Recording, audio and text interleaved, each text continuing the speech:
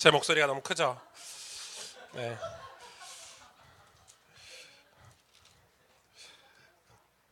3장 16절 17절 우리 같이 읽겠습니다. 시작.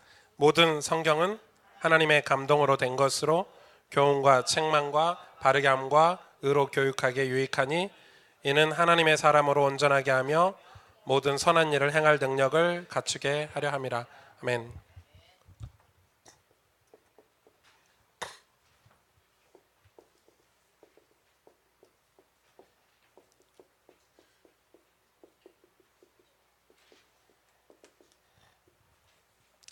제가 오직 성경이라는 타이틀을 좀 붙이고 있어요. 이거는 아마 바이블 스쿨을 처음부터 끝까지 이렇게 다 참석하시는 분들이 바이블 스쿨 종강 때 느낄 수 있는 감정일 거예요. 아, 오직 성경이 왜 중요한가? 왜 종교 개혁자들이 5대 교리를 이야기하면서 첫 번째로 오직 성경을 이야기했는가를 여러분이 이 바이블 스쿨이 끝날 때쯤 여러분 마음속에 이렇게 남아있기를 저는 기도하고 강의를 준비를 할 거고요. 성경의 역사는 이 교회 역사가 굉장히 중요하고요. 인류 역사도 중요하지만 그리고 그 배경의 영적인 배경이나 어떤 역사적인 배경 이런 것들을 조금 다 다뤄야 돼요, 사실은. 그래서 여러분이 이 성경 66권이 어떻게 우리 손에 와 있는지, 이 성경을 어떻게 읽어야 되는지, 어떻게 받아들여야 되는지, 어떻게 지켜야 되고 어떻게 우리 후대들에게 전달해야 되는지에 대해서, 그리고 이 성경이 여기까지 오기까지 수많은 역사들, 싸워온 역사들, 목숨을 내걸고 싸운 그런 전투들, 전쟁들을 여러분 이번 바이블 스쿨을 하면서 이 배경들을 조금 이해를 하면, 아, 이 성경이 하나님 말씀이구나, 이 성경이 하나님의 능력의 말씀이구나, 이렇게 알 수 있겠죠. 근데 그런 부분을 이번 바이블 스쿨을 해나가면서 사실 이 성경은 현실과 맞는 게 거의 없어요. 그렇지 않아요? 이 성경하고 현실하고 사실은 잘 안 맞아요. 뭐 예를 들어서 이스라엘이 포로가 됐을 때 하나님이 뭐라고 말씀하셨냐면 성전 지을 준비를 하랬어요. 맞는 말이에요? 안 맞는 말이에요. 우린 지금 포로인데 하나님은 이스라엘 백성에게 성전 지을 준비를 해라 이렇거든요. 뭐 말도 안 되는 소리잖아요. 성막을 만들어라. 초대교회 때 핍박되잖아요. 로마 정부에게 핍박을 당하고 있고 또 유대교회 핍박을, 양쪽에서 핍박을 당했거든요. 그래서 카타콤이라는 지하 동굴로 들어갔어요. 그 핍박 때 뭐라고 말씀하셨게요? 초대교회 보고 그 동굴에서 숨어서 예배드리고 말씀받은 그 초대교회 연약한 성도들에게 하나님은 모든 민족으로 가라 이렇게 말씀하셨어요.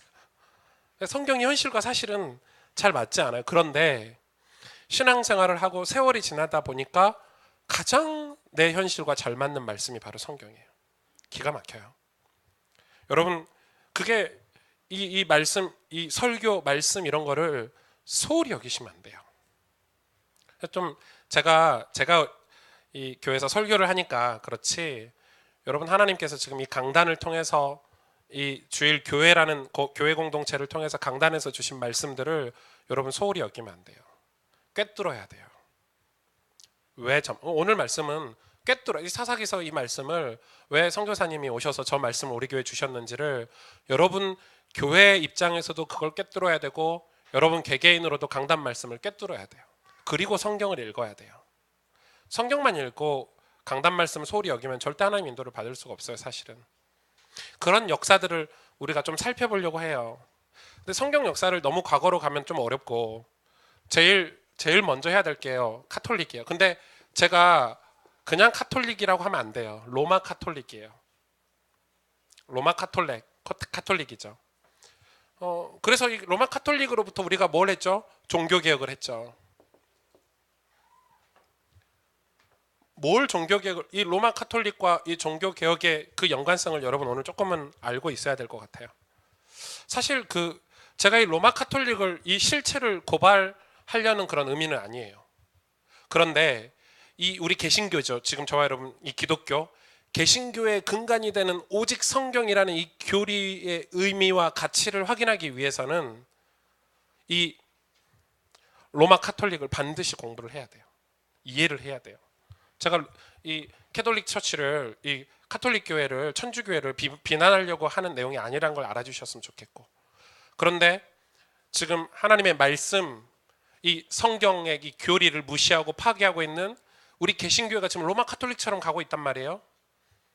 그것에 경종을 울리기 위해서 이 로마 카톨릭 교회 역사를 조금 알았으면 좋을 것 같아요. 이 로마 카톨릭 교회는 이 제일 열심히 가르치는 게 교리와 교회사예요.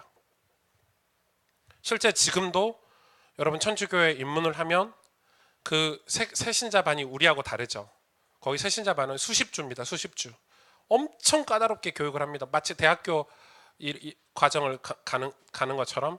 그래서 천주교 신자가 되기 위한 과정이 굉장히 까다로운데, 그 까다로운 그 신자가 되기 위한 입문 절차가 굉장히 까다로운데, 그 까다로움이 뭐냐? 이 교리와 교회사를 가리킵니다.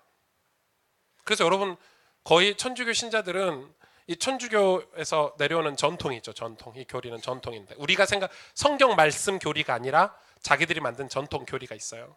그것과 자기들의 교회사를 아주 철저하게 가르칩니다. 그래서 그런 이 준비가 돼 있지 않으면 천주교 신자가 되기 어렵습니다. 그리고 천주교 신자들은 굉장히 대단한 분들이에요. 사실은 이 과정을 다 거쳐갔어요. 사실은 이 개신교회, 지금 기독교가 이 교리가 굉장히 약해요. 이 교리가 약하다 보니까 근본 없는 말들, 이 성경과 상관없는 잡다한 이야기들이 이 개신교 안에 너무 많아요. 그래서 어떤 면에서는 이 카톨릭 처치, 이 천주교라고 하는 로마 카톨릭 교회를 비난하기 이전에 이런 부분은 우리가 배울 게 많아요. 굉장히 탄탄해요. 근데 우리는 이런 걸 안 하니까, 이런 교리에 대해서 중요하게 생각을 안 하니까 너무 근본 없는 가벼운 말들, 이 강단에서 목사님들은 설교 준비도 안 하시고 설교하신 분들도 많아요. 설교 준비 자체 원고가 없이 설교하시는 분들이 많아요. 그래서 너무 가벼운 농담 따먹기 같은 거, 성경과 상관없는 아주 잡다한 예화들, 그런 것들이 너무 많은 거죠. 그래서 이렇게 어떤 분들은 천주교 카톨릭 교회가 훨씬 더 깊이가 있고 훨씬 더 괜찮아 보이고 정상처럼 보이니까, 그러나 여러분, 그렇진 않죠. 카톨릭 처치를 우리가 바르게 알아야 되고, 그런데 저희 기독교는 성경적인 교리를 가지고도 그 내용에 사실 주목을 안 하고 그 가치를 깨닫지도 못하는 거죠. 너무 안타깝죠. 그런 부분에서 우리가 좀 안타까운 면이고, 그런데 지금 카톨릭 교회에서 이야기하는 그런 교리들은 이 전부 성경과 굉장히 많은 모순을 가지고 있어요. 그래서 굉장히 오류가 많아요. 오류투성이에요.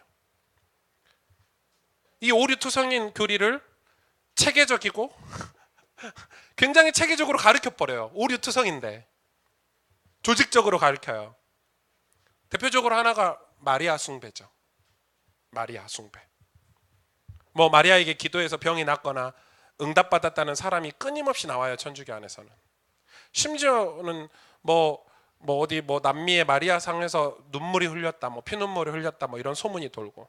그래서 더 나은 기도 효용을 기대하고 수많은 사람들이 거기에 모였다, 이런 비성경적인 교회사를 계속 가르쳐요. 마리아 동상에서 눈물이 나왔으니까 어쩌자고요. 마리아 동상에서 눈에서 이렇게 피가 나왔으니까 어쩌자고요.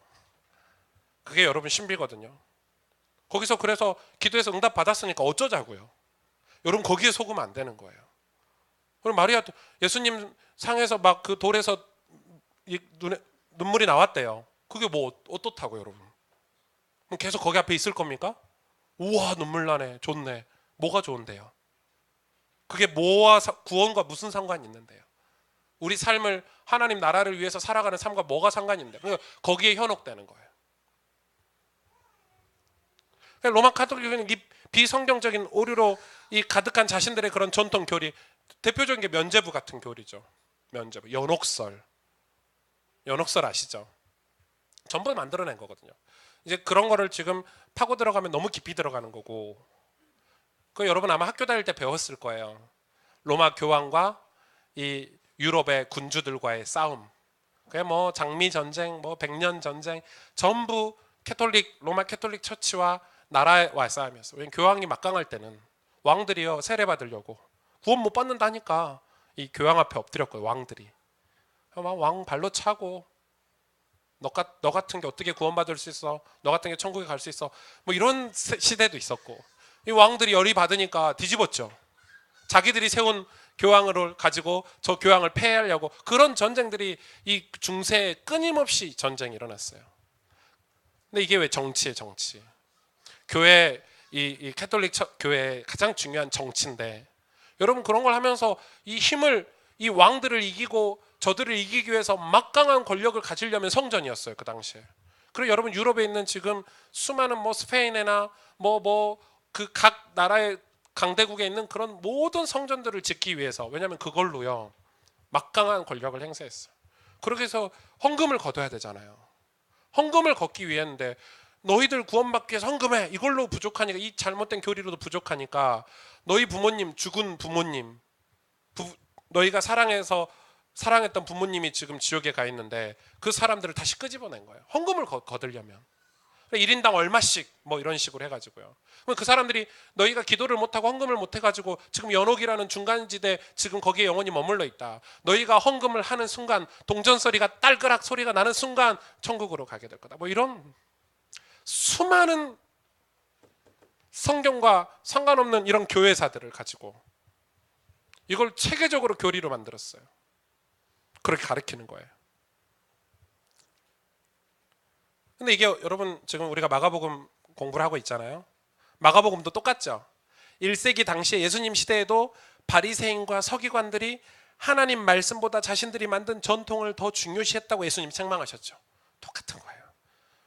여러분, 말씀이 사라지고 교회가 타락하면 이렇게 가요. 근데 여러분 지금 기독교도 이렇게 가잖아요. 샤이비로. 목사님들이 막 신령하고 막 신비주의로 가고, 이상 불경건한 경건주의로 가고, 여러분 간다니까요. 말씀이 사라지면. 그런데 이 로마 카톨릭이 이 오직 이 성경을 무너뜨리는데 크게 일조한 한 가지가 뭐냐면, 그게 뭐냐면 이 사람들이 만든 성경이에요. 그게 라틴어 성경인데, 라틴어 성경, 이거를 이제 불가타 성경이라고 그래요. 라틴어 성경이에요. 원래 성경은 뭐죠? 구약은 히브리어, 신약은 헬라어로 기록돼 있어요. 근데 5세기에 이 라틴어로 이 번역해서 성경을 쓴 거예요. 처음에는 환영받지 못했어요. 이 라틴어가 처음에는 환영받지 못했어요. 근데 시간의 지남에 따라서 이 로마 카톨릭 교회에서 이 성경을, 이 보편적으로 이 성경을 사용하면서 절대적인 정본으로 이 자기들이 만들었어요, 이 성경을. 그런데 이 라틴어 성경이 왜 문제죠? 라틴어를 몰라요, 사람들이. 라틴어를 몰라요. 라틴어 성경을 보려면 라틴어를 따로 배워야 되는 거예요. 쓰지 않는 언어예요. 왜 헬라어 히브리어를 라틴어로 번역을 해가지고. 그래서 성경의 이 접근성을 빼앗아 버렸어요. 그래서 성경 해석권이 교황과 사제에게만 있다고 가르치기 시작했어요. 교황과 사제에게만 성경 해석권이 있어서 일반 성도들은 성경에 접근이 제한을 시켰어요. 근본적으로. 지금 이게 오직 성경을 무너뜨리는데 가장 큰 사건이에요. 그래서 신자들에게서 뭘 빼앗았냐면 사실은 성경을 빼앗았어요. 성경을 빼앗고 이걸 가르친 거예요. 교리와 교회사를 가르친 거예요. 근데 이 불가타 성경에는 이 교회사 초기에 성경 66권을 확정을 했잖아요. 사도들을 통해서, 속사도들을 통해서 하나님께서 성경 66권을 확정했는데, 이 불가타 성경을 이 사람들이 번역하면서 이 정경 외 몇 권의 외경, 성경이 아닌 외경, 이런 걸 다 포함을 시켰어요. 그래서 뭐 제2의 정경이다 뭐 이런 말들을 사용해 가지고요, 이 불가타 성경을 절대 권위로 인정을 해요. 지금 천주교에서는. 지금도. 그래서 중세시대 성경이 신자들에게서 멀어졌어요. 그래서 성경의 권위가 당연히 무너지죠. 왜? 신자들이 성경을 보지 않으니까. 그래서 교회가 걷잡을 수 없이 타락하기 시작한 거예요. 교회가 성경에서 이탈하자마자 신자들의 신앙과 삶은 혼란스러워지고 어려워졌어요. 성경의 원래 가르침보다 교회가 결정해온 바를 따르는 전통을 더 중요시하다 보니까, 그러면 그게 굉장히 그 당시에는 합리적이고 논리적이고 맞는 것 같아요. 맞잖아요. 교회에서 어른들이 좀 똑똑한 분들이 모여가지고 우리 교회는 이렇게 합시다 이렇게 간단 말이에요.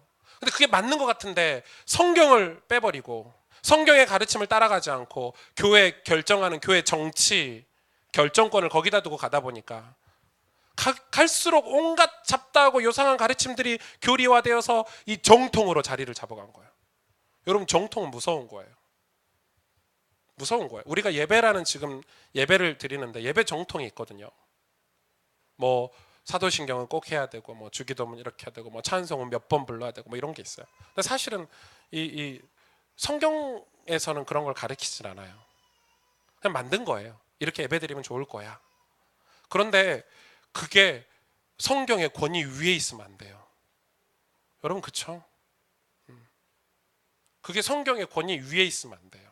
근데 우리는 그런 전통을 성경의 권위 위에 두기 시작할 때 교회가 무너지기 시작한 거예요. 신기하게 신자들의 삶도 그때부터 무너지기 시작한 거예요.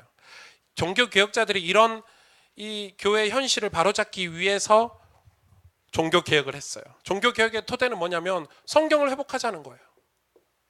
이거였어요. 이게 캐치플레이였어요. 1번이었어요.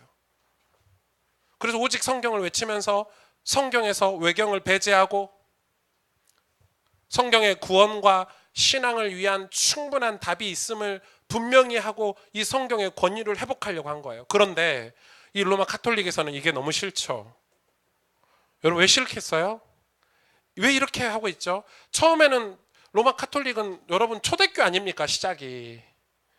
그런데 중세로 넘어오면서 로마 카톨릭이 이렇게 하면서 자기들의 그런 권위와 자리, 정치 이런 것들 때문에 나중에는 그게 보이지 않아요. 더 이상 하나님의 마음이나 하나님이 원하시는 구원 사역이나 성경이 보이지 않고 이제는 그런 것들이 중요하지 않게 돼버렸어요. 그래서 교황은 이런 데 관심을 가지지 않았어요. 성경에. 왕들과 대립하고 자기의 권력 이런 거를 외치기 시작했죠. 그래서 자신들의 논리를 지키기 위해서 말씀을 더 무시했어요. 그리고 종교 개혁자들과 이 개신교도들을 엄청나게 핍박했어요. 여러분, 그 마르틴 루터는 이 로마 교황청에 대항했던 이 성의 군주들이 아니면 독일의 군주들, 성 군주들이 아니었으면 이 마르틴 루터는 이미 죽었을 거예요. 쥐도새도 모르게 다 이 뭐죠? 첩자를 보내서 죽여요. 지금 러시아도 뭐 그렇게 많이 한다고 하죠. 근데 그 당시도 그랬어요. 근데 이 성의 군주들, 정치적인 목적으로 개신교를 등에 업으려고 이 루터나 이런 사람들을 성 군주들이 숨겨줬단 말이에요. 그래서 성경을 번역하도록, 신앙이 있는 사람들이 성경을 번역하도록 그런 모든 시스템을 다 제공을 해줬어. 그래서 여러분, 우리 성경이 번역이 되기 시작한 거예요. 마침 그때 인쇄술이 발달하면서 성경이 막 찍어낸 거예요. 그게 종교개혁자들의 가장 큰 업적이에요. 그래서 성경을 성도들이 드디어 읽기 시작한 거예요. 읽어보니까 틀리거든요. 로마 카톨릭에서 이야기한 거하고 다르거든요. 성경 내용과 구원을 믿음으로 받지 면죄부를 산다고 해서 구원받는 게 아니구나. 우리가 무릎을 계단을 1000개, 2000개 되는 계단을 무릎으로 이렇게 올라간다고 구원받는 게 아니구나. 여러분, 어떤 미신이 있죠?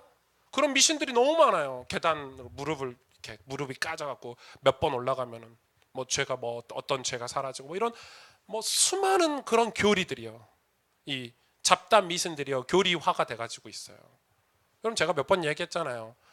이 마음의 정욕을 이길 길이 없으니까 사제들이 이 이 뾰족뾰족 바늘 있는 철을 이 허벅지에 감아요.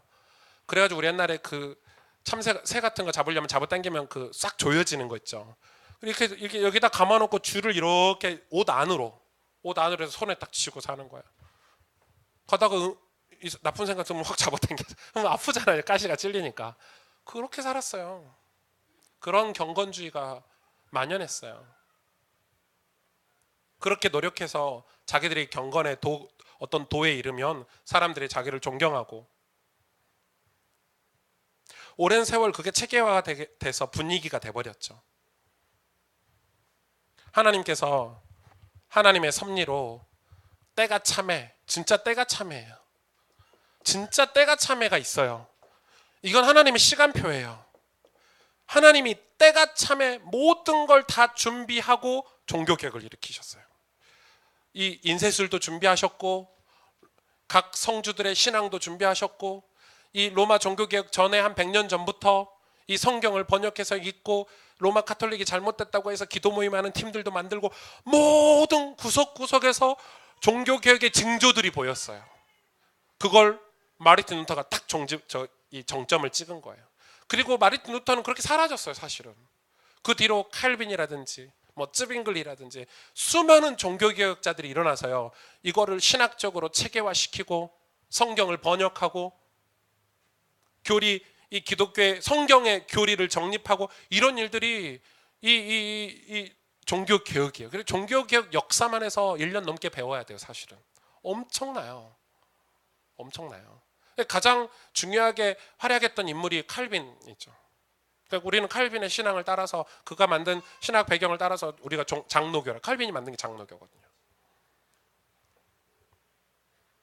그런데 제가 왜 이걸 중요하게 읽느냐면, 개신교 속에 있어도, 교회에 있어도, 이 속에 있어도 또 우리는 오직 성경을 부정할 수 있는 분위기로 갈 수 있단 말이에요. 왜냐하면 천주교가 그렇게 타락했거든요.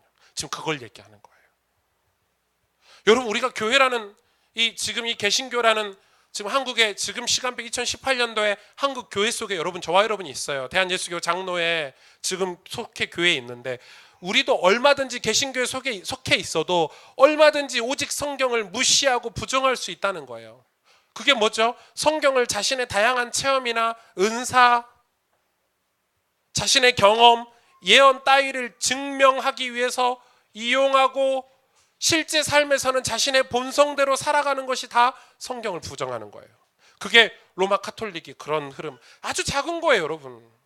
교회를 다니면서 내 예언이나 내 경건이나 내가 원하는 거를 증명하기 위해서 성경을 활용하기 시작해요. 아주 악한 거예요, 그거는. 그래서 그렇게 하다가 실제로 내 삶에서는 본성대로 살아가요. 그건 성경을 다 부정하는 삶이에요. 교회의 혼탁함과 영적 혼란을 야기하는 그게 주요 원인 중에 하나예요. 그래서 제가 사역하면서 제일 무서운 사람이 하나님의 임재를 경험하지 못한 사람들이에요. 성경을 믿지 않는 사람들이에요. 제일 무서워요. 대화가 안 돼요. 어떻게 해야 될지 모르겠어요. 그래서 이 오직 성경은, 그러면 이 오직 성경 개혁, 종교개혁에서 오직 성경을 정리를 했죠. 아주 간단하게 정리를 한번 해볼게요. 첫 번째는, 성경은 한번 들어보세요. 하나님의 직접적인 계시로 신적 권위를 갖습니다. 아멘. 이건 하나님의 특별 계시예요. 그래서 성경은 신적 권위를 가져요. 다시 말해서 우리는 이 말씀을 하나님이라고 믿어요. 이 말씀은 문자가 아니에요. 예수 그리스도이시고 하나님이세요. 말씀이 육신이 되어 우리 가운데 오셨다 그랬죠. 이 말씀이 하나님이세요. 이게 종교 개혁자들이 정리한 성경의, 오직 성경에 대한 이 정리예요. 둘째는 뭐죠? 성경은 무엇을 더하거나 다른 어떤 것의 증언을 받지 않아도 그 자체로 충분하고 유일한 최종적 계시예요.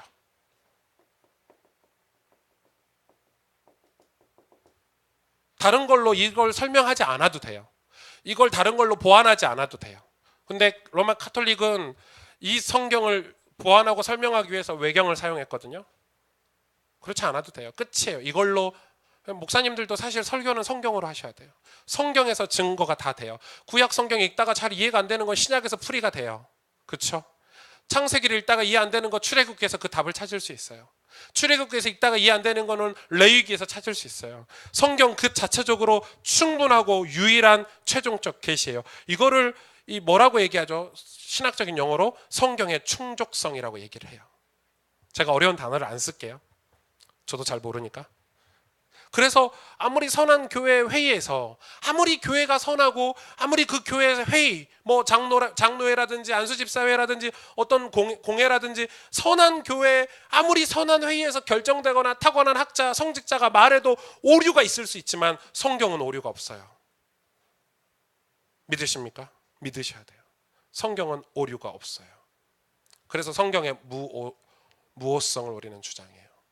그게 단어예요. 신학적 성경은 오류가 없어요. 세 번째는 잘 들어보세요. 우리는 성경의 모든 내용을 완벽하게 이해할 수 없지만 본질적인 면에서 무엇을 가르치는지 명백하게 알 수 있다는 점에서 성경만 의지할 수 있어요. 무슨 말인지 가시죠? 성경을 우리가 다 완벽하게 이해할 수는 없지만 본질적으로 구원에 관해서 하나님 나라에 관해서 그 가르치는지 우리가 알 수 있기 때문에 이 성경만 전적으로 의지할 수 있는 거예요. 이걸 성경의 뭐 자증성, 성경의 명확성, 뭐 여러 단어들로 설명을 해요. 그래서 우리는 성경의 구원을 완벽하게 우리에게 준다고 생각을 하는 거예요. 그래서 인간이 성경만 의지를 통해서 구원받을 수 있다. 그리고 마지막으로 네 번째는 종교개혁자들은 이 성경을 해석한다는 그런 관점에서 오직 성경을 얘기했어요. 그러니까 이 사람들이 오직이라는 단어를 누가 질문도 하셨던데 왜 오직이라는 걸 붙이냐, 종교개혁자들이.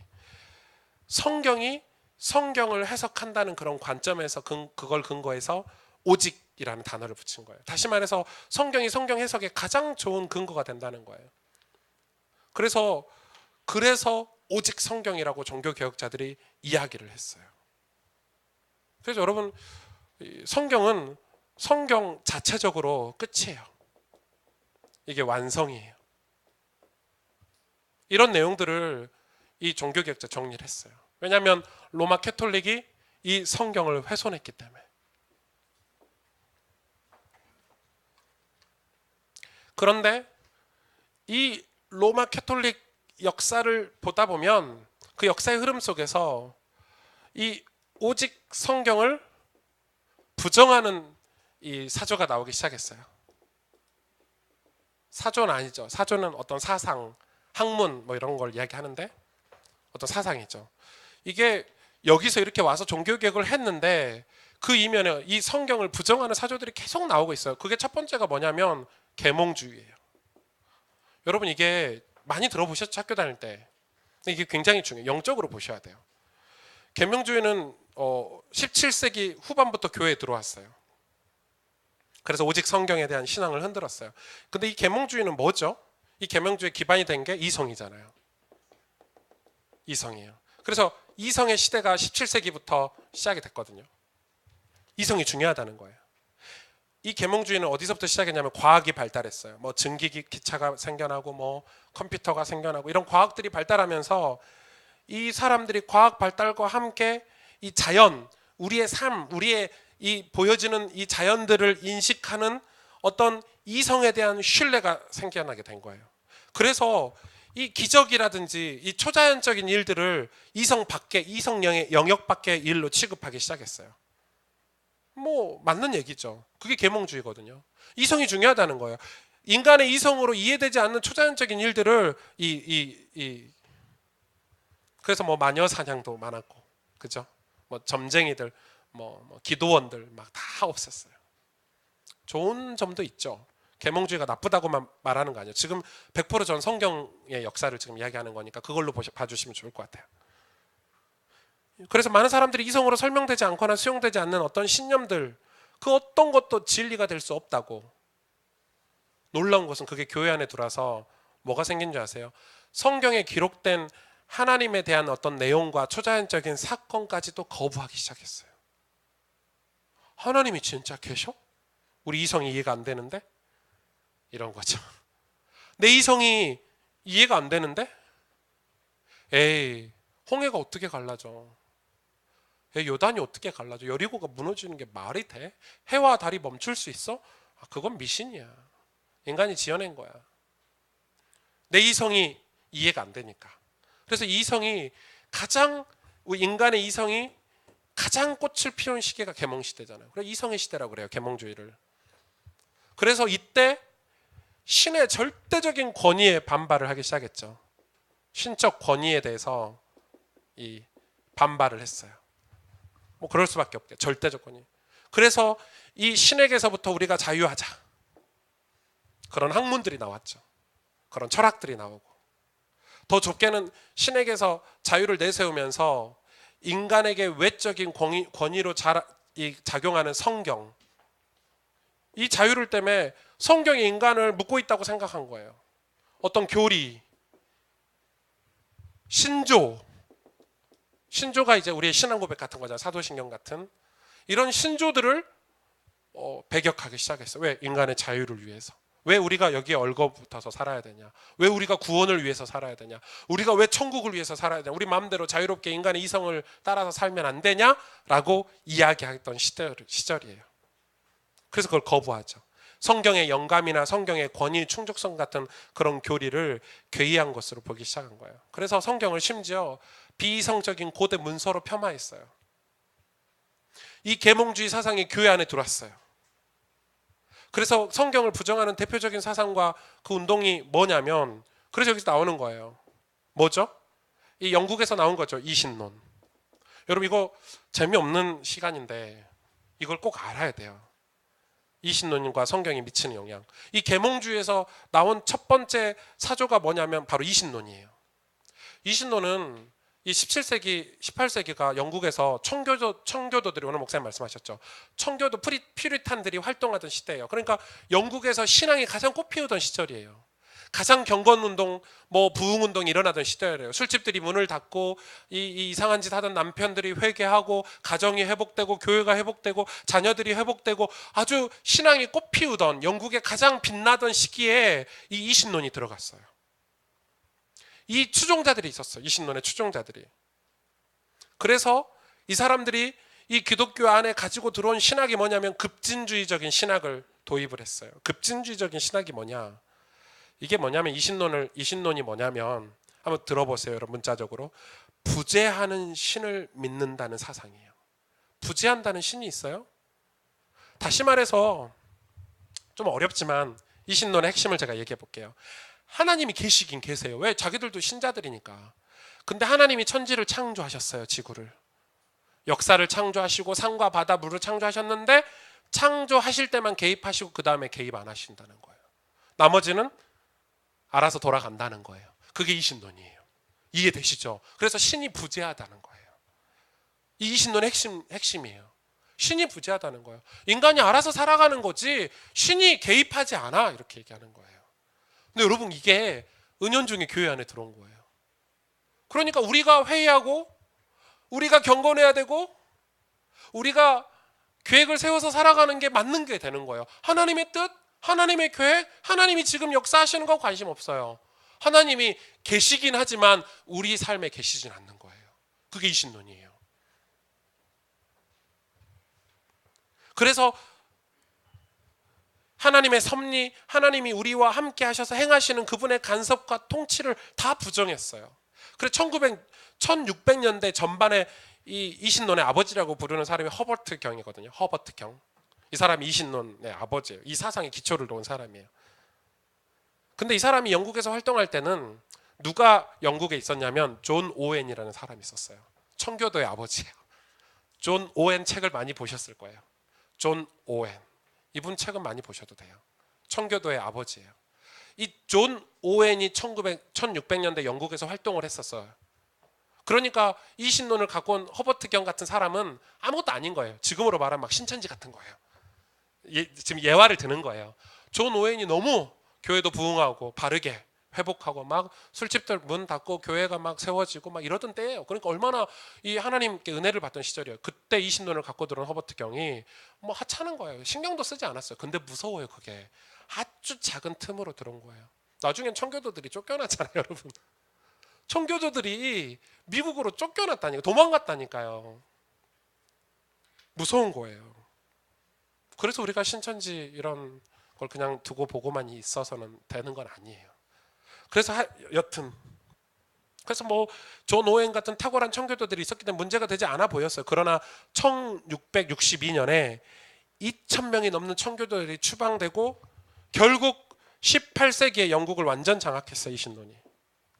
이게 영국 신앙의, 영국이 완전 교회가 영국은 지금 여러분 교회가 완전 아예 바닥이에요. 영국은 그 꽃피우던 기독교 신앙의 꽃을 피우던 나라가 지금은 모슬렘부터 해서요.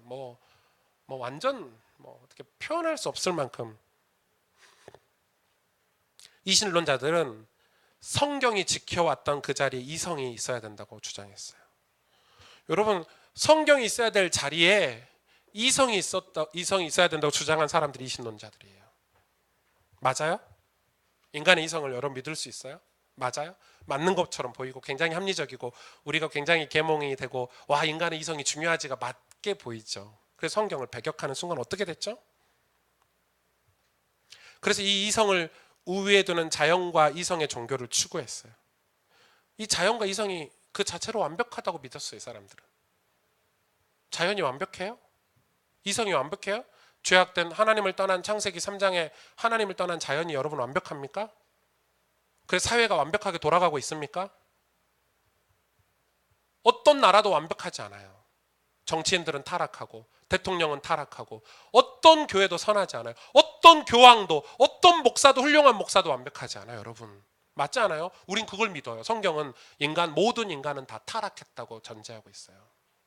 근데 그걸 믿는단 말이에요. 와, 목사님, 우리 목사님은 절대 그럴 리 없어. 절대 그러는 법 없어요. 목사님이 오직 성경이 안 되면 끝이에요. 이성을 그는 이 사람들은 그렇게 주장했어요. 청교도들을 보고 바보 같은 것들, 교회에서 엎드려 기도나 하는 것들 이렇게 얘기했단 말이에요. 교회에서 엎드려서 기도나 하는 것들. 하나님이 이미 이성을 주셨고 자연을 다 주셨는데 뭐하러 기도해? 부재하는 신을 섬긴 거예요. 그래서 특별계시 성경의 성경을 무너뜨리는 역사를 제가 좀 설명을 하는 거예요. 그리고 이 신론의 다음에 바로 나온 게 뭐죠? 합리주의가 나왔어요. 여러분 마치 지금 철학 수업을 듣는 것 같은 느낌이 들지 않으세요? 정상이에요. 철학 시간에 이걸 다 배우셨을 거예요. 그러나 성경의 관점으로 다시 보는 거예요. 그냥 역사를 보는 게 아니라. 합리주의는 독일에서 나온 사조예요. 이 신론은 영국에서 활동했던 사조라면 합리주의는 독일에서 나왔어요. 우리 자매가 있긴 한데 독일 신학이 왜 무너졌는지. 독일은 아주 중요한 나라예요. 이 모든 자유주의, 신정통주의, 이 성경을 무너뜨리는 모든 고퀄리티의 신학들이 다 독일에서 나왔어요. 독일 사람들 굉장히 똑똑한 거죠. 굉장히 똑똑한 거예요. 너무 똑똑해서 성경을 부정한 그런 케이스예요. 독일은. 합리주의. 여러분 우리 합리주의 알죠? 야, 너 왜 합리적이냐? 합리적이지 않냐? 우리 이러잖아요. 전 맨날 혼나는 게 그러거든요. 왜 이렇게 합리적이지 않냐? 왜 이렇게 논리적이지 않냐? 전 맨날 혼나는 거예요. 특히 뭐 랩넌트 대회 저는 일을 같이 하잖아요. 하면은 맨날 목사님들께 혼나는 거예요. 아, 성주 쟤는 맨날 논리적이지 않는데 근데 결과는 늘 좋아. 뭐 이런 쟤 하는 거 보면 맨날 별거 아닌데 쟤는 뭐 회의도 대충 하고 뭐 일도 잘 안 하는 것 같은데 늘 결과는 좋아. 뭐 이런 아주 합리적이지 않은 사람의 대표적인. 독일에서는 합리주의가 나왔어요. 그런데 그 무질서 속에서 저도 나름대로의 합리가 있는데 그걸 못 봐주시는 거죠. 저도 굉장히 비논리적인 것처럼 사는데 굉장히 저는 나름대로 논리성이 있는데 그건 안 보이시고 그런 거죠. 아무튼 독일 철학자가 영국의 이신론의 영향을 받아서 영국의 이신론을 기본 교리로 채택해서 당시 독일을 지배하던 어떤 루터파 정통주의에 도전을 하기 시작한 거예요. 여긴 좀 어려워요. 잘 들어보세요. 그래서 이들은 이신론과는 좀 달라요. 이신론자들은 교회 밖에서 활동을 했다면, 교회를 공격했다면 이 사람들은 교회 안에서 일어났어요. 이 합리주의자들은. 그래서 성경과 교회를 정화한다는 목적으로 불합리하다고 판단하는 그런 미신적인 신앙과 행위 잔재에서 벗어나야 된다고 끊임없이 주장을 했어요. 합리적이지 않다는 거예요.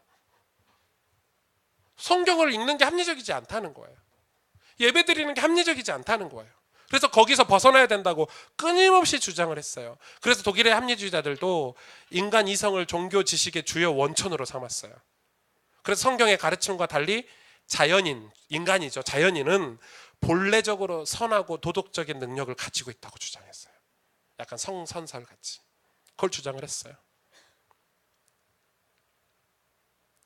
아시다시피 독일은 기독교가 껍데기만 남아버렸어요.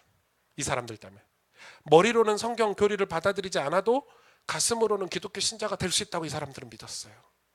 굉장히 이상한 말이죠. 그래서 하나님 자신보다 성경을 숭배함으로써 성경 우상 숭배 죄를 범하는 자라고 말하면서 교인들을 핍박했어요. 여러분 아주 똑똑해요. 왜 독일 이 합리주의자들이 얘기한 거예요. 보세요. 하나님이 계시는데 보이지 않는 하나님 계시는데 왜 성경을 믿어? 이거 없어도 하나님 믿을 수 있잖아, 가슴으로. 이런 식이에요. 맞는 것 같죠? 굉장히 합리적이라니까요. 하나님이 계시는데, 하나님이 존재하시는데 왜 성경의 제한을 받아야 돼, 우리가? 왜 성경이 말하는 대로 살아야 돼? 그래서 성경은 단지 참된 하나님의 말씀을 포함하고 있다고 주장하기 시작했어요. 이게 쉐물러라는 사람인데, 할레대학이라는 이 신학 교수, 할레대학에서 했던 쉐물러라는 사람이 처음 주장을 했어요. 이게 이 합리주의가 여러분 어디로 갔는, 누가 꽃을 피우게 됐냐면, 이제 여기서부터는 신학적인 이름이, 이 합리주의를 꽃피운 사람이 슐라일러 마하예요. 여러분 안나 목사님 통해서 들었죠? 진짜 중요한 인물이에요. 슐라이어 마하. 영적으로 중요한 인물은 아니에요. 예. 오직 성경을 무너뜨리는 아주 중요한 인물이에요. 이 사람이 이런 이신론과 합리주의의 영향을 받아서 슐라일러 마하라는 사람이 19세기 초에 들고 나온 게 자유주의 신학이에요. 이때 처음으로 자유주의 신학이라는 게 나왔어요. 많이 들어보셨죠? 자유주의 신학. 이게 도대체 어디서 나왔나? 이 사람이 만든 거예요. 자유주의 신학. 계명주의적 성경관을 고스란히 이어받아서 이게 이 슐라이러 말한 사람이 독일의 경건주의를 배경으로 해서 시작을 했어요. 이 사람이 신앙이 없는 사람이 아니에요. 엄청 신실한 사람이에요. 신학 교수예요. 신학책을 엄청 써낸 아주 좋은 사람이에요. 그런데 이 1799년에 종교론이라는 첫 책을 통해서, 근데 이 책을 써냈는데 저도 아직 안 읽어봤어요. 왜냐면 제가 이제 제 모교가 고신대학교인데, 고신대학교는 슐라이러 마하나 뭐 칼바르트 이런 사람 책이 아예 없어요. 읽지도 말라는 거 위험하니까. 왜냐면 이 책을 읽었을 때 빠져들게 될 만큼 천재들이에요. 특히 칼바르트 얘기를 조금 했지만, 칼바르트 책은 제가 나중에 읽어봤거든요. 나중에 읽어봤는데 천재예요. 와, 저도 책을 읽는데요, 얼마나 논리적이고 얼마나 멋진지 몰라요. 와, 믿음도 굉장히 좋은 것처럼 보여요. 그러니까 이 종교론이라는 책을 이 사람이 슐라이러 마가 처음 1799년에 딱 발간을 했는데 끝장났어요. 독일 사람들 완전히 사로잡았어. 너무. 그래서 그 책 한 권 때문에 이 사람이 엄청 유명해지고 전 세계에 영향을 끼친 사람이 된 거예요. 책 한 권 때문에. 그러니까 책이 여러분 엄청 읽고 싶잖아요. 읽지 마세요. 여러분이 읽어서 받아들일 준비가 아직 안 됐다고 저는 생각해요. 그래서 저희 교수님께서 학부생들이 읽지도 말라 그랬어요. 너희들이 대학원에 가서 혹은 목회를 하다가 최소한 성경을 한 10독 정도 하고, 진짜 어떤 오직 성경에 대한 확신을 가지고 나서 그런 책들을 참고를 해라, 이렇게 얘기하실 정도로 책이 매력이 있는 거예요. 이 사람 이래로 현대 신학자들이 기독교 신조를 바탕으로 계몽주의를 이해하기보다 계몽주의로 기독교 신조를 이해하려는 유혹에 쫓겨 살기 시작했어요. 다시 말해서 이 사람 이후로부터는 이 성경을 바탕으로 계몽주의도 이해하고 인간 자연의 사건과 우리의 삶을 이해하기보다는, 이 사람부터는 우리의 삶을 바탕으로 성경을 이해하는 그런 유혹에 쫓겨 살기 시작한 거예요. 그래서 사람들이 이 사람이 유명해지니까 이 사람 비율을 맞춰야 되고, 이 사람이 끼치는 영향력, 신학교에서 교수를 채용을 해도 이 사람이 채용을 하게 되니까 이 사람한테 눈치를 봐야 되고, 유명해지기 위해서는 이 사람이 주장하는 신학에 맞춰서 살아야 되는 거예요. 수많은 목사들이 그래요. 아, 나 저 학교 졸업해야 돼. 졸업장 받아야 돼. 나 저 사람 밑에서 박사해야 돼. 그래서 자기의 신앙, 오직 성경이라는 신앙을 뒤집어 버리는 거예요. 그래서 안나 목사님은 학교를 지금 몇 번 옮기고 있잖아요. 왜? 교수님들이 야, 너 이거 좀 틀렸, 이 논문 좀 바꿨어. 이 논문 요즘 시대 누가 이렇게 논문 쓰냐? 안나 목사님 어떻게 해도 학교 바꿔야지. 그래서 지금 학교로 여러 번 바꾸고 계시는 거예요. 아주 멋진 분이에요, 안나 목사님. 저 같으면 좀 거짓말로 논문 고쳐서 이렇게 일단 졸업부터 하고 보자. 이 학교에 졸업장 바꿔보자. 안나 목사님 바로 바꾸시더라고요.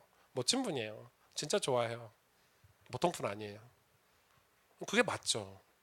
내 신앙을. 근데 많은 사람들이 그런 유혹에 쫓겨 사는 거예요. 그래서 여러분 이 당시에 나온 게 포스트 모더니즘이죠. 그래서 포스트 모더니즘 뭐죠? 주관성. 주관적인 감각, 감정, 그걸 중요시하기 시작한 게 포스트 모더니즘이에요. 객관성이 중요하지 않은 거예요. 이젠 내 마음, 내 뜻대로. 그 미국의 아까 그런 춤추는 애들 보세요. 우리나라 같이 저렇게 춤추면요, 누가 같이 춰요. 미친놈이라고 하고 다 지나가지. 근데 미국 문화는 그런 주관적인 게 강한 문화예요. 주관성. 내가 하는 게 맞는 거예요. 네가 주장하는 게 맞는 거야. 남 신경 쓰지 마. 아주 좋은 말 같아. 그게 포스트 모더니즘이거든요. 그러니까 그게 신앙으로 들어왔을 때는 위험한 거예요. 하나님 말씀은 객관성이거든요. 지난주에 안나 목사님 얘기하셨죠. 객관성이, 주관성이 더 위에 있으니까 이 객관적인 하나님 말씀이 중요하지 않게 된 거예요. 하나님, 네가 맞아. 네 뜻대로 살아. 네 주관대로 살아. 우리 어렸을 때 이야기 많이 들었죠. 네 주관을 똑바르게 가지고 있어. 그게 포스트 모더니즘인데, 이게 오늘날의 신앙에 영향을 끼치는데 그 신앙과 성경관이 슐라일러 마허의 사상과 거의 유사해요. 그래서 이 사람은요, 이성에 집착했어요.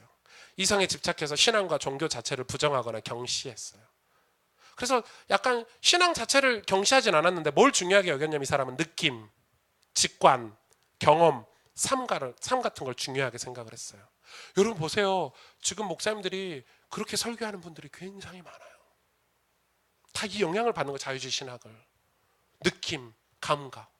여러분 교회에서도 우리 청년들이, 목사님들이 뭐 이렇게 이야기하고 교리 이야기하고 뭐 성경 이야기하면은 느낌 감각이 더 중요하잖아요. 그게 자유주의의 영향을 받은 신학이에요. 감각, 느낌, 삶. 우리의 삶이 중요해. 그래서 한때 우리나라에도 이 자유주의 신학이 1940년대, 50년대부터 들어왔거든요. 우리나라 전반적으로 바닥에 깔려있는 신학이 자유주의 신학이에요. 삶이 중요해요. 그래서 맞아요. 삶이 중요하죠. 우리 삶이 소금과 빛과 같이 살아야 전도도 하고 막 이런 내용이에요. 그러나 그런 배경에서 뭐가 사라지기 시작했냐면 절대 진리인 성경이 사라지기 시작한 거예요. 여러분 가만히 보시라니까요. 와, 저 사람 기도 되게 많이 하네. 야, 새벽 기도 매일 나온대. 그러면 그 사람이 하는 말은 다 무조건 신뢰. 우리 목사님 40일 특별 금식 기도했대. 우리 목사님이 기도원에 1년간 갔다 오셨대. 아마 제가 기도원 1년간 갔다 한 80일 금식 기도해가지고 홀쭉해가지고 와가지고 하나님께서 여러분을 복을 주실 겁니다. 여러분 다 아멘 하고 이러겠죠. 뭐가 사라지기 시작했죠? 그게 자유주의 신학이에요. 성경이 딱 사라지기 시작한 거예요. 여러분 지금 이게 이해가 돼야 돼요. 이 오직 성경을 부정하는 사조에 대해서 지금 공부를 하고 있어요. 근데 엄청난 착각이에요. 그게 신앙생활 잘하는 건 줄 알았는데 종교는 여러분 말씀이 아니라 느낌과 직감과 경험의 문제라고 말하며 사실상 성경에 없는 기독교를 유포한 사람이 슐라일러 마하예요. 성경에 없는 기독교를 말했어요. 지금 이 사람이. 제가 이야기한 거 아니에요. 제가 심하게 얘기하는 게 아니에요. 제 주장이 아니에요. 이 지금 이 개혁교회에 있는 신학자들이 공통적으로 주장하는 거예요. 제가 좀 공부를 해서 정리해서 여러분한테 나누는 거예요. 이 사람이 우리의 믿음은 외부에서 주어지는 진리와 지식이 아니라는 거예요. 근데 믿음은 외부에서 주어지잖아요. 하나님께서 주시는 거잖아요. 외부에서 진리와 지식을 우리에게 줘서 그런 거죠. 근데 이 사람 뭐라고 가르쳤죠? 인간의 직관, 자기 안에서 오는 의식, 그걸 가르쳐요. 여러분 무섭지 않아요? 뉴에이지 사상과 비슷하죠. 우리가 스스로 깨닫고 스스로 할 수 있고 우리가 굉장히 높은 자료 어디서 많이 들어보지 않으셨어요? 죄잖아요. 사단 마귀가 아담과 하와를 꼬시던 내용이잖아요. 하나님이 선물로 주시는 거 아니라는 거예요. 진리는. 그거는 신뢰할 수가 없대. 우리 인간 이성이 받아들이지 않으니까. 그래서 성경 없이도 믿음을 가질 수 있다는 논리를 펼쳐요. 여러분 성경을 읽지 않아도 하나님 말씀이 없어도 믿음을 가질 수 있대요. 범신론.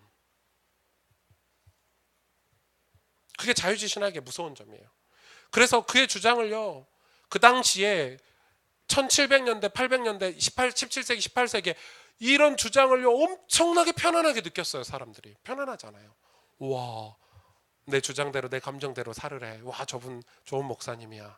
저분 좋은 신학자야. 이 책이요. 강타를 했어요. 돈도 벌었겠죠. 책이 많이 팔렸으니까. 엄청난 영향력을, 그 어마어마한 책들을 찍어냈어요. 그래서 기독교 신앙을 교리나 신학이 아니라 실제적인 삶이요 느낌이라고 설명한 그의 주장이 굉장히 호소력이 있었던 거예요. 근데 여러분 무서운 거예요. 저도 그렇게 한동안 말했거든요. 야, 우리 신앙은 삶이지, 우리 신앙은 느낌이지, 하나님하고 친밀함 뭐 이런 거 얘기하면서요. 근데 은연중에 성경을 배제해요. 우리나라에도 이 1950년대 이 전후로 유학파들, 이런 신학을 배워온 유학파들에 의해서 자유주의 신학이 유입되기 시작했어요. 그 자유주의 신학이 기독교의 주류가 되었고, 자유주의 신학을 공부하고 온 사람들이 그런 관점으로 성경을 보고 설교했어요. 근데 그렇게 설교하는 사람들이 세련돼 보이고 현대적인 기독교의 지도자라고 추앙을 받았어요. 그래서 성경에 없는 기독교, 성경에 없는 신앙, 굉장히 모순된 실체죠. 그건 기독교가 아니에요, 사실은. 예수님과 사도들이 인정한 성경과 사도들이 기록한 성경 위에서 신앙을 갖고 지켜온 역사적인 기독교, 그게 기독교인데, 종교 개혁자들이 회복한 기독교가 기독교인데 그 기독교가 아닌 기독교가 한쪽에서 생겨나기 시작한 거예요. 그래서 오늘날 교회 안은 여러분 이처럼 역사적인 기독교와 상관없이 주관적으로 신앙생활하는 자칭 신자와 교회 공동체가 얼마든지 존재할 수 있다는 거예요. 오직 성경을 깨트리고 부정하면서 거짓말을 말하고 믿는 일이 교회에서 일어나고 있다는 거예요. 여러분, 그게 사입이고 이단이에요. 우리가 좀 다를 수 있잖아요, 교회마다. 그쵸? 그건 이단이 아니에요. 좀 다른 거지. 어떤 분들, 어떤 목사님은 천국이라고, 어떤 목사님은 하나님 나라라고, 그걸 이단이라고 보면 안 되죠. 언어를 다르게 사용해요. 근데 신천지 같은 성경을 부정하는 교주가 있는 뭐 이만희, 뭐 또 뭐죠, 이번에 나타난 JMS 뭐 이런 이상한 거 있잖아요. 뭐. 그런 거 왜 생기죠? 사람들이 근데 거기에 현혹이 돼요. 편안하니까. 맞는 것 같거든요. 굉장히 축복을 받는데요. 그래서 누구든지 사실 기독교에 들어와 신자가 되려면, 하나님을 믿는 백성으로 살려면 사도의 가르침, 이 성경 교리를 알고 그 기초 위에서 신앙생활을 해야 돼요. 여러분, 이 성경으로 충분해요, 구원이. 하나님이 우리에게 주신 이 성경으로 우리의 삶이 충분히 바르게 되고, 그래서 디모데후서에 기록되어 있죠. 의로 교육하게 유익하고 우리의 삶이 온전해질 수 있는 건 성경 한 권으로 충분해요. 아멘. 물론 신앙에는 체험도 중요해요. 어떤 이성이나 좋은 전통도 중요해요. 그런 축적된 자료들이 굉장히 중요해요. 그걸 무시하자는 말이 아니에요. 그리고 우리 각각의 개인의 그런 이 주관성을 존중을 해요. 각각이 지니고 있는 요소들, 나름의 인생의 의미들 다 달라요. 인석 장로님이 살아온 인생과 제가 살아온 인생이 다르기 때문에 서로 신앙관이 조금씩 다를 수 있어요. 그걸 말하는 거야. 그걸 다 존중해야 돼요. 그럼에도 이 모든 것이 오직 성경의 권위 아래 있어야 돼요. 그걸 중요하게 시작한다면 너 왜 나처럼 예수 안 믿어? 이렇게 되는 거예요. 명록이 왜 목사님이 얘기하는데 나처럼 신앙생활 안 해? 이렇게 되는 거예요. 나처럼 해볼래요? 그럼 저처럼 신앙생활 할래요? 다 달라요. 저는 목사잖아요. 그래서 여러분한테 제가 요구하는 거는 제 삶이 아니에요. 여러분 삶에서 살 수 있는, 평신도가 살 수 있는 건강한 신앙생활을 가르치려고 노력하는 거예요. 공부하고. 목사의 삶은 달라요. 목사의 삶은 절제가 필요하고 인내가 필요해요. 그래서 저는 술 입도 안 돼요. 술을 못 먹어서 안 되겠어요, 입을? 그러나 여러분에게 술 먹지 말란 말을 안 하는 거예요. 왜? 여러분 술 드셔도 돼요. 술만 취하지 말라는 거예요. 술 때문에 문제만 생기지 않았으면 좋겠다는 거예요. 여러분 술 먹는 거에 대해서 괜찮아요. 아이고야, 할렐루야. 지금 속으로 다들 아멘, 할렐루야, 아멘, 이런 좋은 목사님이 계시나. 그러나 신앙이 성숙하면 술에서도 멀어지는 게 좋아요. 목사가 왜 술을 절제하겠어요? 그렇죠? 술을 먹는데 하나님 앞에 묵상할 수 있어요? 성경을 읽고 내 삶이 그 은혜와 하나님 주시는 그런 자비하심을 느낄 수 있어요? 물론 술 드시는 선배들이 그러더라고요. 술을 먹으면 그런 기분을 느낀대요. 무슨 말인지 모르겠어, 안 취해봐가지고.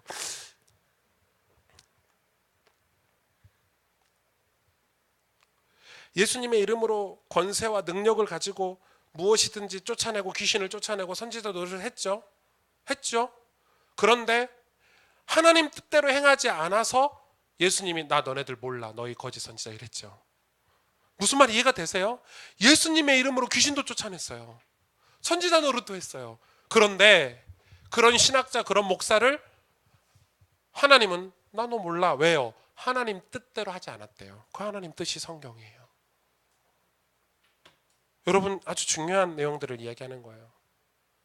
그래서 오직 성경을 통해서 하나님 뜻을 바르게 알고 오직 성경을 따라 행하며 사는 자가 하나님 뜻대로 사는 자고 예수 그리스도를 제대로 믿는 거예요. 이게 19세기로 와서 이 영향이 어떻게 영향이 왔는지 보세요. 19세기 와서 생겨난 게 뭐냐면 그게 주관주의예요.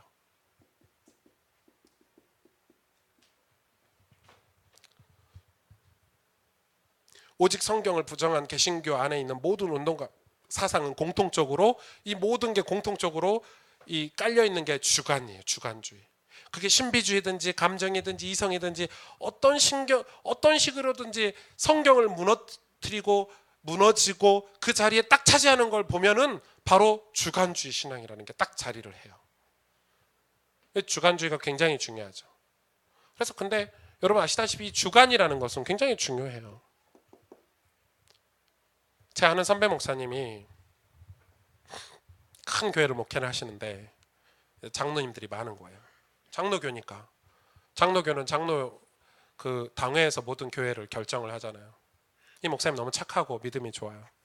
장로님들이 자꾸 이상한 소리를 하는 거예요. 교회를 하는데 이 목사님이 장로님들을 무시하면 안 되겠고 또 이렇게 하면 안 되니까 이분이 기도하다가 아이디어를 냈어요.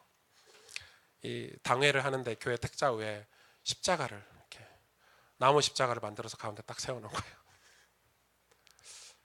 그러니까 이제 장로님들이 막 싸우려고 할 때 십자가가 가운데 보이니까 쉽게 못 싸우고 그게 효과가 있다고 생각한 이 목사님이 종을 만들었어요. 십자가 종. 십자가 달린 밑에 큰 종을 달아놓은 거예요. 회에다가 장로님들이 약간 육신적인 얘기를 하면 종을 흔들었어요. 따랑따랑. 목사님이. 장로님들이 왜 종을 왜 치시나 목사님이. 나중에 그걸 반복해서 하다 보면 아는 거예요. 자기들이 이상한 쓸데없는 소리를 하면 목사님이 종을 치는구나. 그래서 그런 목사님들도 계세요. 심지어는. 그러니까 저도 그런 생각을 한번 해봤어요. 내 방에 십자가를 큰 걸 하나 달아놓을까. 주관이 무섭다는 거예요. 주관주의가 무섭다는 거예요. 놀라운 것은 이 오직 성경을 떠난 교회는 영적 혼란은 물론 성도 개개인의 신앙과 삶에 굉장한 혼란을 초래하기 시작해요. 이게 들어오면서 19세기에 신앙이 무너져 버렸어요. 저는 이게 늘 고민이에요. 이게 맞거든요. 인간이 살아가면서 이 주관이라는 게 엄청 중요해요. 엄청 중요해요. 어떤 내 확신이기도 하고 내 삶의 방식이기도 한데 이거를 주장하다 보니까 성경이 사라지고 하나님이 사라지니까 내 삶에 신앙이 무너져 버렸어요. 교회가 무너지기 시작해요. 본질적으로 교회가 무너지기 시작하는 거예요. 그래서 나온 게 뭐예요? 이 자유주의가 이 19세기에 다시 나왔어요. 자유주의 신학운동이. 이 자유주의가 신학운동이 돼서 나타난 거예요. 그래서 이 자유주의를 무슨 말이라고 하냐면 이 낭만주의다 이렇게. 낭만 아시죠? 낭만. 인간은 낭만이 있어야 되죠. 그런 게 이 교회 안에 신학 안에 이 낭만주의는 주로 문학과 예술을 중심으로 한 운동이었어요. 문학과 예술이 중요하다. 근데 그 문학과 예술을 중심으로 해서 일어난 이 낭만주의가 그 영향력이 점차 종교, 정치, 역사, 인간의 삶 전반에 걸쳐서 확산됐어요. 이 낭만주의는 신비주의를 이끈 토마스 머튼이라는 수도사 윌리엄 브레이크를 통해서 신학에 영향을 미쳤어요.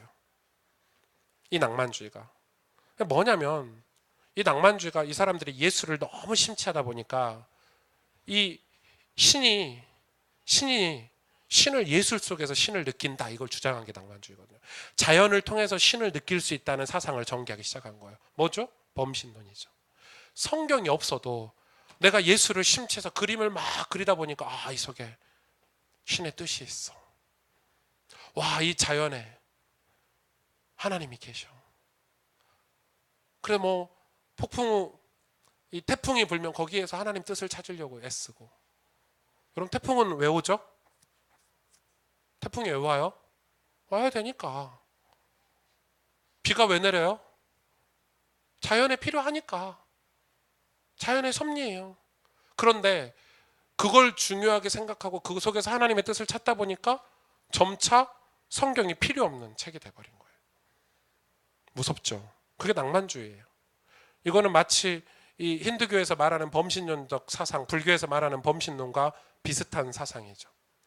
이 낭만주의의 대표적인 선구자가 누구죠? 니체 같은 사람이에요. 니체 같은 사람이 기독교 무신론 연구자. 그래서 이 사람들은 설교나 영화나 똑같다는 거예요. 영화 한 편 보면 감동되는 부분이 있죠. 저는 그런 걸 많이 느끼거든요. 영화를 굉장히 좋아해요. 특히 감동되는. 여러분 최진실 씨가 주연한 편지 영화 봤어요? 저는 진짜 눈물 콧물 그냥 이렇게 봤거든요. 그 편지 영화 안 보셨어요? 와, 뭐 그런 거 보고 나면요, 막 감정이 막 내 인생을 이렇게 살면 안 되겠다. 그게 낭만주의예요. 그런데 거기에 빠져서 살다 보니까 이 사람들이 뭘 만들었냐면 교회 안에다가 그런 분위기를 만든 거예요. 예술스럽게 교회를 만들어요. 실제로 그런 교회가 있어요. 그럼 교회를 가면 굉장히 느끼는 어떤 분위기. 이 교회 안을요 하얗게 칠해요. 여러분 교회 안 가보셨죠? 하얗게 칠하고 하얗게, 그리고 창문은요 굉장히 멋들어진 은은한 빛이 나오게 칠하고, 그리고 십자가를 아주 예쁘게 그려서 들어가면요 마음이 깨끗해지는 느낌이 들고, 이런 거 이제 심취하기 시작한 거예요. 나쁜 게 아니에요. 교회는 예쁘면 좋죠. 근데 교회가 너무 그쪽으로 예술이나 이런 쪽으로 가다 보니까 점차 사람들이 성경에서 멀어져요. 삶이 피폐해지기 시작했어요. 이상하죠. 부흥이 사라지고 회개가 사라지고. 그래서 이 사람들은 성경도 하나의 문학책으로 봤어요. 무섭죠? 그래서 성경의 개념을 사용하는 이 낭만주의를 여러분은 분별할 수 있어야 돼요. 이 낭만주의 관점에서 기독교는 여러 종교 중에 나름대로 최고의 매력을 가진 보편 종교로 인정했지, 기독교의 절대 진리를 인정하진 않았던 거예요. 그래서 이 낭만주의를 배경으로 이 슐라일러 마하 같은 이 사람이 주장한 기독교를 열렬히 따른 사람들을 보고 통합해서 자유주의자들이다 이렇게 얘기를 하는 거예요. 여러분 자유주의 신학이에요. 그런 걸 자유주의자들이라 이렇게 얘기를 하는 거예요. 이게 지금 19세기부터 해서 유럽과 미국에서 성행한 신학이에요. 신학 운동이에요. 이 사람들은 이 성경의 문서서를 특히 주장을 했어요. 뭐 이건 좀 넘어갈게요. 재미없으니까. 그러니까 이 문서서는 뭐냐면 이 성경이 위조되고 꾸며졌대요. 그리고 후대 창작물이라는 거예요. 그래서 서로 모순됐대요. 여러분 성경은 1000년이 넘는 기간 동안 다양한 기자에 의해서 성령의 감동과 감화로 놀라운 통일성을 가진 그런 믿음의 책인데 그걸 뒤집어 버렸어요, 이 사람들이. 그래서 이 자유주의 그룹은 두 가지 학파가 있어요. 튜빙겐 학파와 종교사학파가 있어요. 여러분 아마 많이 기억을 해놓으세요. 튜빙겐 학파와 종교사학파가, 이 사람들이, 이 학파들이 이 자유주의 신학을 발전을 시켰어요. 자, 이게 넘어갈게요. 거의 다 끝나가요. 이제 재밌는 부분이 이제 곧 시작하거든요. 이게 신정통주의로 가요. 좀 달라요, 자유주의하고 신정통주의는. 신정통주의는 누구죠? 독일의 신학자인 칼 바르트. 이 사람은 여러분 꼭 기억해 두세요. 칼 바르트. 얼마나 무섭냐면 이 사람이, 칼 바르트가 뭘 비판한 줄 아세요? 놀랍게? 이 자유주의 신학을 비판했어요. 와, 무섭죠? 칼 바르트가 이 자유주의 신학을 비판하면서 만든 게 신정통주의예요. 말 그대로 새로운 정통을 주장하게 됐어요. 근데 사실 칼 바르트는 아직도 많은 목사님들이 추종을 해요. 왜냐하면 그의 논리는 그의 책을 한 권만 읽으면 다 압도당할 만큼 거의 퍼펙트해요. 천재예요. 저희가 볼 땐 천재예요. 거의 칼빈하고 맞먹을 만큼 천재라고 저는 생각해요. 저는 칼 바르트 책을 몇 권 안 읽어봐서 한 2권 정도 읽어봤는데 오류를 찾을 수 없어요. 제 수준으로는. 그 정도로 완벽해요. 오류를 찾을 수 없다니, 왜 이 사람이 문제지? 제가 그냥 읽었을 때 그 정도예요. 오류가, 여러분 책을 읽었을 때 오류가 느껴지잖아요. 예를 들어서 자유주의 신학자들이 쓴 책들의 오류를 제가 느낄 수 있어요. 이 사람들 문제 있네, 이렇게 느낀단 말이에요. 근데 칼바르트 책은 읽으면 제 믿음이 막 자라는 것 같아요. 그런데 제가 칼바르트에 대해서 정확하고 아주 간략하게 한두 가지만 정리를 해볼게요. 이 사람의 자라온 배경이나 이 사람의 이 어떤 어렸을 때부터 그런 걸 좀 알면 좋은데 패스하고요. 이 사람은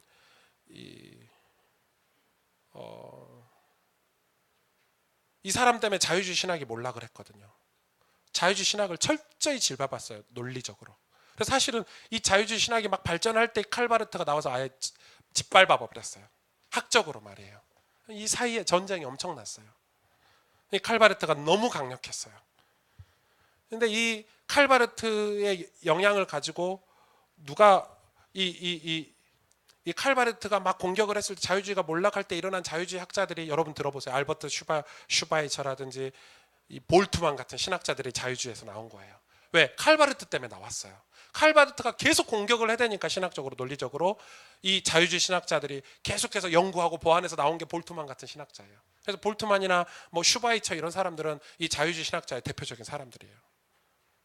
근데 이 볼트만의 영향을 실제로 칼바르트가 또 받기도 했어요. 좀 복잡하죠. 이 두 사이가 좀 복잡한데 그걸 좀 패스하고요.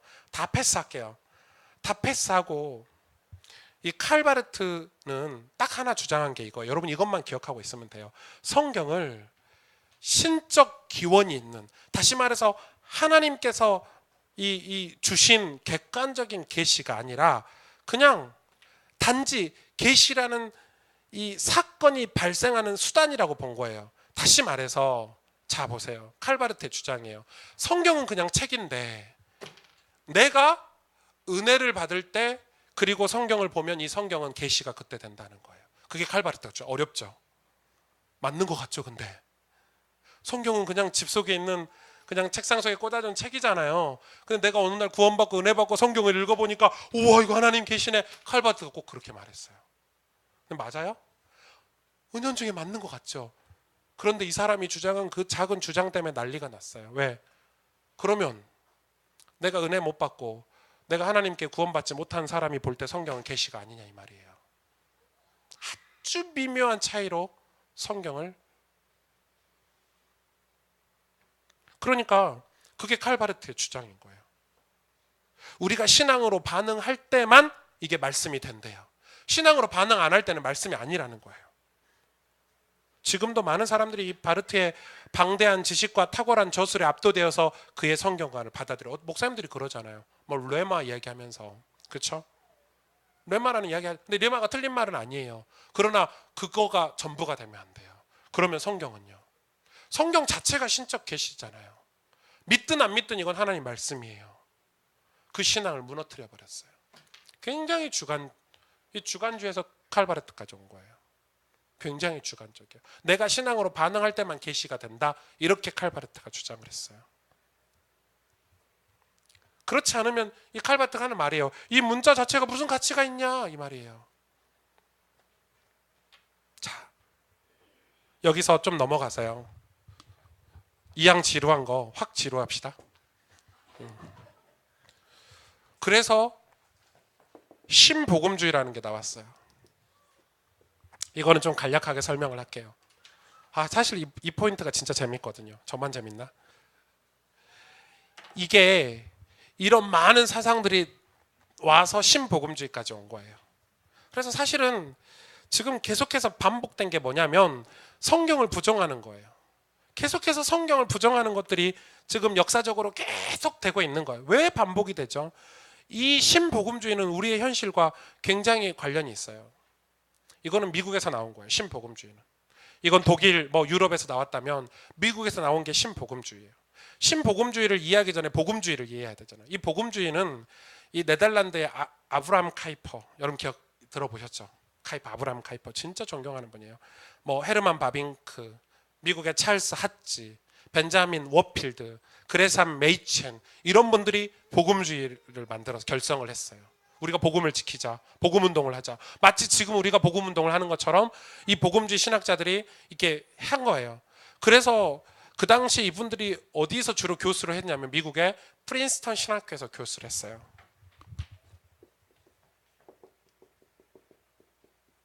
그런데 이 프린스턴 신학교에서 교수를 했는데 이 자유주의를 유럽에서 공부한 사람들이 프린스턴에 오기 시작한 거예요. 그래서 학장이 되고 지금 덕현 전사님이 다니고 있는 이 백석대가 왜 유명해졌냐면요. 백석대가 유명할 게 뭐가 있겠어. 백석대 신학교가. 신학은 무조건 교수예요. 사당동 총신 교수님들이 백석으로 갔어요. 대거. 그래서 거기 신학교가 좋은 신학교가 된 거예요. 그런데 이 백석 신학교에 이상한 총장 아들 어디서 공부해가지고 왔는데 이 사람이 이상한 신학을 가르쳐요. 그래서 기존에 있는 교수와 이 사람과 갈등이 생긴 게 지금 백석대에서 싸우고 있는 신학 싸움이에요. 여러분 완전 전쟁터예요. 신학 현장은. 교수 따라가야 돼요. 학교가 중요하지 않아요. 신학은. 교수가 중요해요. 이 프린스턴에 이런 사람들이 와서 주류를 이루니까 여기서 나와서 벤자민 워필드하고 그레삼 메이첸 교수님이 나와서 만든 학교가 아까 제 친구가 나온 학교예요. 그게 웨스트민스터 학교예요. 미국의 웨스트민스터 학교를 만들었어요. 웨스트민스터 신학교예요. 그래서 여기서 이 학교가 중요한 거예요. 진짜 옛날 얘기죠. 근데 이 학교에서 공부한 사람들이 뭐 빌리그레임 목사님이나 칼 헨리나 오겐카 같은 사람들이 나와서 세운 학교가 필러 신학교예요. 근데 필러 신학교는 이 신복음주의의 대표적인 학교거든요. 신복음주의는 뭐냐면 포용적인 주장을 했어요. 우리가 다 수용하자. 다 괜찮아.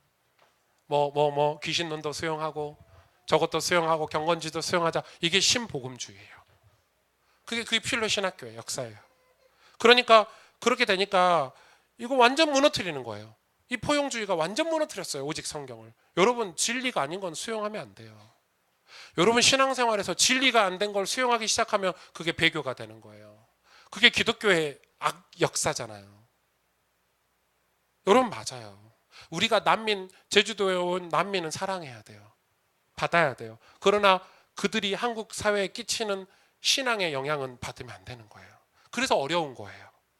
하나님은 원수도 사랑하라 하셔서 받아야 되는데 그들이 악의를 가지고 악한 동기를 가지고 와서 우리에게 모슬렘 그 종교를 퍼뜨린다면 그거는 우리가 거기서 갈등을 하고 지금 싸우고 있는 거예요. 지금 국가가. 저는 어디에 편들어야 될지 잘 모르겠어요. 그만큼 중요한 거예요. 진리에 다른 걸 추가한 게 신복음주의예요. 그게 필러 신학교 같은 거거든요. 나중에 이 동부의 웨스트민스터 학교에서요. 여기가 너무 정치적으로 가니까 세운 게 서부의 웨스트민스터 학교예요. 그래서 서부의 웨스트민스터 학교는 지금 제 친구 목사님이 졸업한 곳이거든요. 거기서는 이렇게 있어. 우리는 목회자를 양성하는 신학교를 하겠다. 아주 좋은 교수님들. 그래서 제가 지금 설교하면서 참고하는 신학 책들은 다 그 학교 교수님들 책이에요. 그렇게 중요한 거예요. 역사가. 아무 책이나 제가 보지 않아요. 그렇게 중요한 거예요. 그래서 이 신복음주의는 공격적이지가 않아요. 무엇이든지 포용하는 자세를. 그래서 이 사람들은 뭐 예를 들어서 은사주의, 교회 정치 이런 걸 굉장히 다 받아들였어요. 그러다 보니까 교회 안에 뭐가 나왔죠? 은사운동, 뭐 교회 정치, 장로교는 교회 정치잖아요. 오순절 계통에서 은사운동 이런 걸 다 수용했어요. 그래서 뭐가 무너졌어요? 성경이 무너지기 시작한 거예요. 자, IVF라는 그 여러분 책 많이 보시죠? 기독교 그 책들을 많이 내는 단체가 IVF라는 단체인데 이 단체도 비슷해요. 이렇게 신복음주의 영향 아래 있어요. 그래서 이 IVF 단체에서 내는 신학자들의 책은 여러분 조금 조심하셔야 돼요. 책이 그래도 좋은 책들을 많이 발간을 하고 번역을 하지만 거기서 내는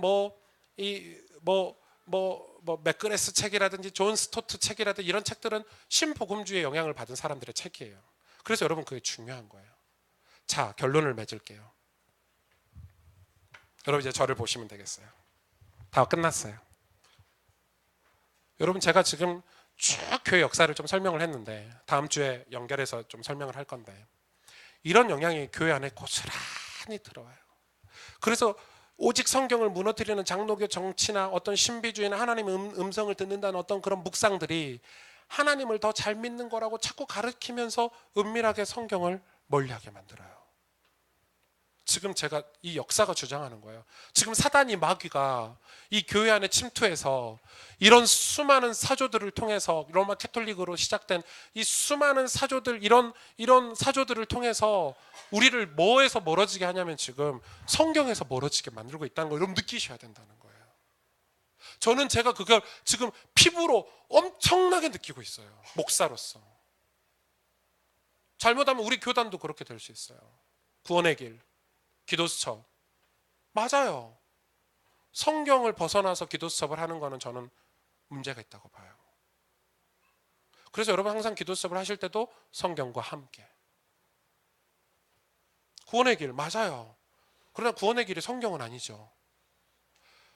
내가 사랑하는 의성에게 복음을 전하고 이 친구가 예수님 믿게 하려면 성경을 전해주세요.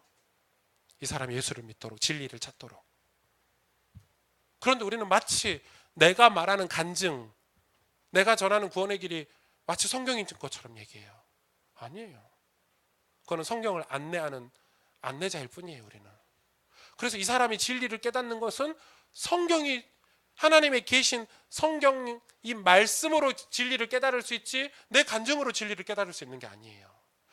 정말 미묘한 얘기죠, 지금. 오직 말씀. 여러분 이게 우리 신앙의 기본 바탕에 깔려 있어야 돼요. 그런데 여러분 우리 신앙을 되돌아보세요. 여태 우리가 신앙생활을 되돌아보세요. 이 진리가 우리 삶에 있었습니까? 지금 성경 읽자 말자가 아니에요. 성경을 가방 속에 들고 다니자 말자가 아니에요. 이게 하나님의 절대 계시로 하나님의 말씀으로 우리 삶의 신앙의 근간의 기둥으로 있었습니까?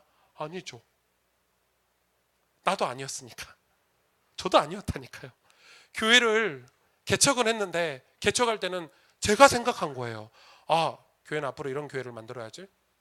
아, 선배 목사님들 보니까 이런 교회 하면 좀 멋있네. 아, 저 책도 읽어보니까 아, 목회는 이렇게 하면 되겠네. 아까 영성 목사가 이야기한 것처럼 아, 우리 교회 열린 예배 좀 해볼까? 이런 식이에요. 전혀 하나님의 뜻이 무엇인지, 하나님이 교회를 통해서 원래 하시고자 하셨던 성경적인 교회가 무엇인지에 대해서 관심이 없는 거예요. 그래서 계속 성경은 안 보고요. 제가 개척 초기에 책만 봤어요. 교회 답사만 다녔어요. 저 진짜 한국의 유명한 교회는 다 가봤거든요. 와, 여기는 이렇게 예배드리네. 와, 여기는 이렇게 예배드리네. 와, 광교회 가니까 예배 끝내. 광교회 진짜 유명한 교회 많거든요. 와, 교회 진짜 좋네. 와, 이 목사님 진짜 와, 설교 되게 좋네. 이상하죠. 그 순간 성경을 멀리하기 시작한 거예요. 여러분 그런 목사는 조심해야 돼요. 저 같은 목사를 아주 조심하셔야 돼요. 우리가 누리는 은혜는 오직 성경의 보배로운 터 위에 있어야 비로소 그 부요함을 알 수 있어요. 성경의 권위와 충분성에 대한 확신과 추구 없이 주관적인 기호를 따르는 신앙생활은 쉽게 미혹당하고 쉽게 세상 정신에 휩쓸린다는 걸 아셔야 돼요. 하나님의 진리와 무관한 기만적인 내용이라도 자신에게 그럴듯하게 들리거든요. 마음의 위로가 될 수도 있고 흡족함을 주기도 해요. 그리고 거기에 그 매력에 빠져버리면 쉽게 미혹당하고 세상 정신에 빠져버려요. 우리의 신앙은 오직 성경이라는 반석 위에 바른 이해와 분별력을 가지고 신앙생활을 해야 되는 거예요. 오직 성경 위에 세워야 하는 우리의 신앙과 삶이어야 되고 교회여야 돼요. 여러분 신앙생활은 우리가 다른 건 좀 열악해도 돼요. 그러나 성경은 열악하면 안 돼요. 왜냐하면 배교가 어디서 나오냐면 오직 성경이 무너진 곳에서, 오직 성경이 무너진 사람에게서 배교가 시작돼요. 여러분 배교는 무서운 거예요. 하나님을 떠나는 건 무서운 거예요. 하나님께 등 돌리는 건 무서운 거잖아요. 그런데 한국 교회를 봤을 때, 이런 역사를 봤을 때 어디에서 배교가 일어나냐면 성경을 떠났을 때 배교가 일어난다는 거예요. 그래서 여러분 이런 역사를 쭉 가지고, 제가 강의가 끝났으니까 제 강의안을 이 녹취를 그대로 올려드릴 거예요. 카톡에 읽어보시라고. 네. 강의를 듣고 읽어보시면 이런 내용이구나 하실 수 있겠죠. 오늘 강의를 마치도록 하겠습니다. 우리 한번 같이 기도하겠습니다.